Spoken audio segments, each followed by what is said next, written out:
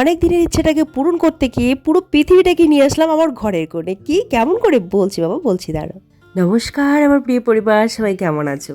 অনেকদিন পর চলে আসলাম আবারও একটা মিনি ব্লগ নিয়ে। আশা করছি তোমরা সকলেই খুব ভালো আছো, সুস্থ আছো। তোমাদের ভালোবাসা, আশীর্বাদে, ভগবানের আশীর্বাদে আমি মোটামুটি ভালো আছি। খুব একটা ভালো এখনো না। গলাটা শুনে নিশ্চয়ই বুঝতেই পারছো, সর্দি কাশি এটা কোনো বড় ম্যাটার নয়, এটা ঘরে ঘরে আজকাল লেগেই আছে, সেটা বড় কথা নয়। কিন্তু এই যে নাক কপালগুলো যে ব্যথা করে না, এটা খুব অসহ্যকর। আর এটা তবুও আমি এগুলো কিছু মনে করি না, এগুলো নিয়েই চলতে থাকি। কিন্তু ওই যে একটা দিন কিন্তু পড়েছিলাম, ওটা ভীষণ কষ্টকর ছিল। তার চেয়েও বড় কষ্টকর, আমি যদি একটা দিন পড়ে থাকি, আমাকে তো দেখার মতো কেউ নেই, তাই আমার বাচ্চাটাও কিন্তু না খেয়ে একটা দিন পড়ে থাকে।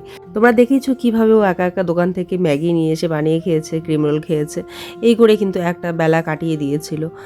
কারণ আমি কোনোভাবেই মাথাটাই বিছানা থেকে তুলতে পারছিলাম না। খুব ভালো হয়েছে, ম্যাগিটাও নিজে বানাতে চায়, ডিম পোস্টটাও নিজে বানাতে চায়, টুকটাক যেগুলো ধরো ব্রেডটা একটু শেখে নেওয়া, এই যে সিম্পল কিছু জিনিস ও নিজে হাতে করতে চায় যখন, না আমি দাঁড়িয়ে থেকে ওকে ঠিক আছে শিখুক, কোনো ব্যাপার না, এইটুকু আর কি উৎসাহ দিই। কারণ এরকম বিপদের দিনে যেন ও নিজের পেটটুকু ভরাতে পারে, এটা আমি নিজেও চাই যে একটু একটু করে ওই সাহসটা হোক, একটু করুক।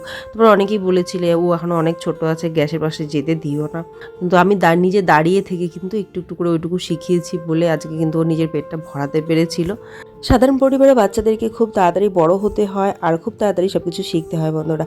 আমার মা যখন কাজও করতো তখন আমাকে খুব তাড়াতাড়ি রান্না করতে হয়েছিল, মানে শিখতে হয়েছিল, অল্প বয়সের মধ্যেই রান্নাবান্না করতাম। আমার ছেলেও কিন্তু সেভাবেই শিখে গেছে কীভাবে এই সিম্পল টুকটাক একটু রান্নাবান্না করে খাওয়া যায় পেট। আর আমি সবসময় ওকে করতে তো বলি না বা দিই না, এই তো এরকম বিপদের দিনেই হয়তো এটা কাজে লাগবে। তো যাই হোক, এখানটায় কিন্তু আমার কিছু পার্সেল চলে এসেছিলো, যেগুলো আমি রিসিভ করলাম, তার সাথে কিন্তু মিল্কের নিচে রেখে দিলাম। কারণ এই যে কতবার যে ওঠানামা করতে হয়, তাই বুদ্ধি করে একটু চলতে হয়, যাতে একবারে অনেক কটা কাজ সারতে পারি, সেটাই চেষ্টা করি। তো এগুলোকে নিয়ে চলে আসলাম দোকানে, কিছু দরকার ছিল গ্রসারি আইটেমের, সেগুলোও নিয়ে আসলাম। সোনুকে কিন্তু স্কুল পাঠিয়ে দিয়েছি, ওকে খাইয়ে দাইয়ে এই যে খাবার দাবার খেয়েছে, সেই বাসনপত্র, খাবার বানিয়েছি সেই বাসনপত্র সব কিছু বেসিনে রেখে দিলাম, ওগুলো ধোয়া বাকি আছে, ধুয়ে যার যেখানে জায়গা গুছিয়ে রেখে দিলাম। আর সোনুর যে ব্রাশ করেও গেছে, ওর ভরসা আমি করি না, কোনো রকম ধুয়ে রাখে, তাই ভালো করে ওটাকে ধুয়ে কিন্তু আবারও রেখে দিলাম। রেখে এই যে সব কিছু গুছু করে নিয়ে এই ঘরটা একটু গুছিয়ে নিয়েছি, ওই ঘরটা একটু গুছিয়ে নিয়েছি। দিদি করলে ফোন, বলছে আমার চুলটা একটু স্ট্রেট করে দাও। দিদি যাবে কোথাও প্রোগ্রাম আছে, তো তার জন্য দিদিকে চুলটা স্ট্রেট করে দিয়ে চলে আসলাম ঘরে। তারপর ঘরে এসে পেন্ডিং কাজটা করে নিলাম। আর এখানটায় সোনুর হোমওয়ার্কগুলো সব ও স্ট্যাপলার মেরে দিয়েছে, প্রত্যেকটা সাবজেক্টেরই হিন্দি, ইংলিশ, ম্যাথ, ইভিএস, প্রত্যেকটা সাবজেক্টেরই যে কটা করে পেজ ছিল, মানে এ4 শিটগুলো, প্রত্যেকটাতেই স্ট্যাপলার মেরে দিয়েছে আর গুছিয়ে নিয়েছে সুন্দর করে। এগুলো এখন একটা ফাইলে করে কিন্তু সাবমিট করতে হবে। এইবারে ছুটির কিন্তু প্রত্যেকটা সাবজেক্টেরই হোমওয়ার্ক কিন্তু এই স্বচ্ছতার উপর ভিত্তি করেই হয়েছে।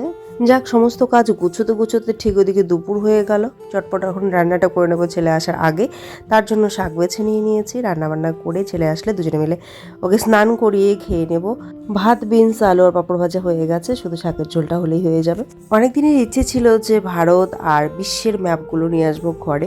ফাইনালি আজকে আমার মনে হচ্ছে যে পুরো বিশ্বটাকে নিয়ে এসেছে আমাদের 4 দেয়ালের ভিতরে। এই ছিল ছোট্ট একটা মিনি ব্লগে ব্যস্ত অর্ধেকটা দিন বন্ধুরা। তোমাদের আমাদের ভিডিওগুলো ভালো লাগলে লাইক, শেয়ার, সাবস্ক্রাইব করে পাশে থাকবে। আজকে তবে আসছি বন্ধুরা, বাই।